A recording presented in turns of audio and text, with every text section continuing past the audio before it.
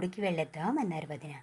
So ఎప్పటిలాగా మా ఊర్లో ఉండే ఒక చిన్న విష్ణు ఆలయంకి వెళ్ళి రిటర్న్ అవుదాం అనుకున్నామన్నమాట. ఈ స్వామికి ఇది పరివార దేవతల్లో ఉండే అవుట్ సైడ్ లక్ష్మీ నరసింహస్వామి. ఈ స్వామితో కూడా మంచి బాండింగ్ ఉంది మాకు. అంటే I respect him, he cares me a lot. So వెళ్ళాం. అక్కడ వెళ్ళిన తర్వాత ఆల్రెడీ మాకు తెలిసిన పూజారి ఉన్నారనమాట. సో నేను ఎప్పుడు వెళ్ళినా ఈ గుడిలో ప్రసన్న వెంకటేశ్వర స్వామి ఉంటారు, శ్రీదేవి భూదేవి సమేతంగా. సో వెళ్ళి ఎవరూ లేనప్పుడే మ్యాక్సిమం అందరుంటే కాదు, జస్ట్ నేను పాడే కీర్తన స్వామి కోసం అండ్ అమ్మవార్ల కోసం అని పాడి వచ్చేస్తూ ఉంటానన్నమాట ఎప్పుడు. సో అలాగా ఆల్మోస్ట్ ఒక 8 months కాదు, 1-2 years నుంచి బాగా తగ్గించేసాను ఈ టెంపుల్ వెళ్ళడం. ఎందుకంటే నేనేదో ప్రశాంతత కోసం వెళ్తాను. వెళ్ళినప్పుడు జస్ట్ ఒక కీర్తన కాకపోతే 2-3 కీర్తనస్ పాడేసి వచ్చేస్తుంటా. కొన్నిసార్లు హెవీ పర్చేసింగ్ ఉన్నప్పుడు జస్ట్ అలా విజిట్ చేసి రిటర్న్ అయిపోవాలి అనుకున్నప్పుడు ఈ స్వామి ఎలాగో ఈ టెంపుల్కి ఎప్పుడు వెళ్ళినా ఇంచుమించు 12 years నుంచి వెళ్తున్నాం ఈ టెంపుల్కి. ఎప్పుడైనా గుడ్ అకేషన్ డేస్లో ఆల్మోస్ట్ సింహాచల అప్పనికి చెప్పే మంత్రం ఇక్కడ నుండి పలుకుతాను, మీరు రిసీవ్ చేసుకోండి అని. ఎంతైనా కీర్తన ప్రియుడు కదా. సో నా చేత ఒక కీర్తన పాడించుకొని వినాలి అనేసి ఎలాగన్నా సరే పలికించుకుంటారనమాట. సో పాడేసి త్వరగా వచ్చేస్తాను. అక్కడ పాడి రిటర్న్ అయ్యేప్పుడు ఫస్టు మేము రిటైర్ అయ్యి బయట వచ్చాక వింత విచిత్రాలు చూస్తున్నాను. జనాలకి అదో జబ్బు, మీరేమిటోళ్ళు అని అడుగుతారు ఫస్ట్. ఇదేమ్మాయి రోగం అనిపిస్తుంది నాకు. అంటే నా దృష్టిలో పలానా పలానా వర్ణంలో అందరూ అలాంటి వారే అని అన్నాను. ఒక్కొక్క వర్ణంలో మంచివారు ఉంటారు, దుర్మార్గులు ఉంటారు. ఆ ఉద్దేశంతో చెప్తున్నాను. బికాస్ నా అనుభవంలోకి వచ్చినవి నేను చెప్తున్నానమాట. అక్కడ ఒక వర్గం ఉండేవాళ్ళు, వాళ్ళు ఎవ్రీ సాటర్డేస్ భజన చేసేవాళ్ళు అనమాట. మీరేమిటోళ్ళు అని అడగ్గా నాకు అరికాల నుండి సర్రమని కోపం ఎక్కింది. సో ఇదేనా స్వామి నీ దగ్గర వీళ్ళు నేర్చుకునే భక్తి అని. అప్పుడు మళ్ళీ రెండోసారి అడిగారనమాట ఇంకొకసారి వెళ్ళినప్పుడు, మీరేమిటోళ్ళు అని. అప్పుడు ఇలాంటి సన్నాసులకు ఎలా చెప్పాలో అలా చెప్పాలి సమాధానం అన్న తీరుతో మానవ జాతి అని కాస్త రూడ్గా చెప్పాను అనమాట. Basically to be frankly say I'm not such a type of aggressive person. వీళ్ళు ప్రవర్తించే తీరు, అడిగే తత్వానికి నాకు కోపం వచ్చేది. సో ఇవాళ అర్చన పూజ అయిపోయిన తర్వాత రిటర్న్ అయిపోతూ ఉంటే అక్కడ పూజారి తను వండుకొని,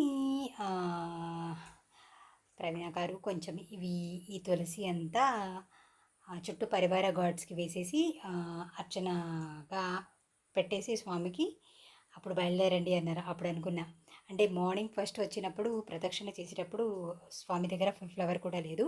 సో నేను చెప్పిన మంత్రం ఫ్లవర్ అనుకున్న భావనతో చెప్పి ప్రదక్షిణ కంప్లీట్ చేసిన తర్వాత ఏకంగా స్వామి ఆఫ్టర్ లాంగ్ బ్యాక్ వెళ్ళానుక ఖచ్చితంగా నా చేత పూజ చేయించుకోవాలని ఒక 5 kgs ఉంటుందన్నమాట తులసి. ఆ తులసితో అన్ని పరివారాలకి వేపించి నిన్న మార్నింగ్ నా చేత పూజ చేయించుకున్నారు. తర్వాత పక్కన హయగ్రీవుడు, ఈ లక్ష్మీ నరసింహస్వామి, మరో దేవతామూర్తి ఉంటారు. సో వాళ్ళందరికీ సమర్పించాక నార్మల్గా బయలుదేరి ఇంటికి వచ్చేసాం. కనపడితే వదలడు ఈయనకదో ఆనందం. అంటే ఇక్కడ భగవంతుడితో నాకు ఏ విభేదం లేదు, ఏదో ప్రశాంతత కోసం వెళ్తే ఇక్కడ కూడా ఏంట్రా ఈ కులకొజ్జి సన్నాసులు అన్న ఒక న్యూసెన్స్ వల్ల తగ్గించాను అనమాట. నేను శ్రీహరికోటలో పుట్టి పెరగడం వల్ల సో ఎలాంటి అట్మాస్ఫియర్లో పెరిగానంటే ఇలాంటి గజ్జి ఉన్న చోటైతే అది కాదు. అక్కడ డిఫెన్స్ టీమ్స్, ఎంప్లాయీస్, ఆల్మోస్ట్ అందరూ బిఎస్ఎఫ్ వాళ్ళు, ఆల్ టైప్స్ ఆఫ్ వాళ్ళు ఉండేవాళ్ళం. డిఫరెంట్ స్టేట్స్ నుంచి వచ్చిన ఎంప్లాయీస్ అండ్ డిఫెన్స్ టీమ్ వాళ్ళు, సిఎస్ఎఫ్ వాళ్ళు ఇలా చాలామంది మిక్స్డ్‌గా ఉండేవాళ్ళమనమాట.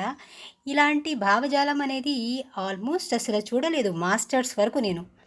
ఆహ్, మా నాన్నగారు ఎప్పుడైతే రిటైర్ అయ్యి బయటొచ్చారో అసలు ఎంతటి దుర్మార్గంగా ఉందో అనిపిస్తది నిజంగా.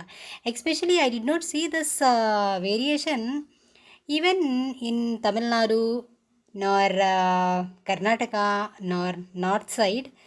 ఆంధ్రాలో ఏంటి ఇలా ఇంత దుర్మార్గపు మనుషులు ఉన్నారా అనిపిస్తది. కొందరు చెప్పేవారు కాలేజెస్‌లో కూడా ఈ దిక్కుమాలిన గజ్జి వల్ల గ్రూప్స్‌గా ఉంటారట. ఏం పోయే కాలం ఇది వీళ్ళకి అనిపించేది నాకు.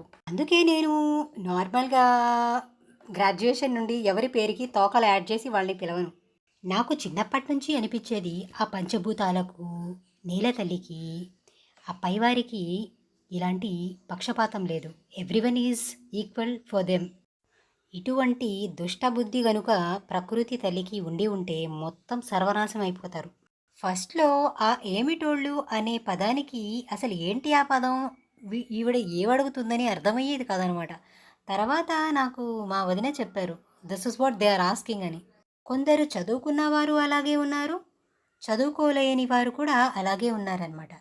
మానవత్వం ఉన్నవాళ్ళు చాలా అరుదుగా ఉన్నారు. జస్ట్ ఒక 10%. చాలా బాగా పాడావమ్మా! మీరు బ్రాహ్మణులా? అని అడుగుతారనమాట ఫస్ట్. ఎవర్రా మీకు చెప్పింది నాన్ వెజ్ తినేవాళ్ళకి సంగీతం అబ్బదు అని అనాలనుకుంటాననమాట. బికాస్ జ్ఞానం ఎవడి అబ్బా సొత్తు కాదు. మనం ఆచరించే విధి విధానాలు, కొన్ని ధర్మాలు పాటిస్తూ చిత్తశుద్ధి మనలో ఉన్నప్పుడు సకల విద్యలు సిద్ధిస్తాయి. ఇది తెలుసుకోండి. I can openly say that I belong to non veg family. But we don't prefer that much. 3 months once, 5 months once అలా తీసుకుంటాం. అండ్ దానివల్ల పంచభూతాలు నార్ గాడ్స్ మా పైన ద్వేషం లేరు ఆర్ హేట్ కూడా లేదు.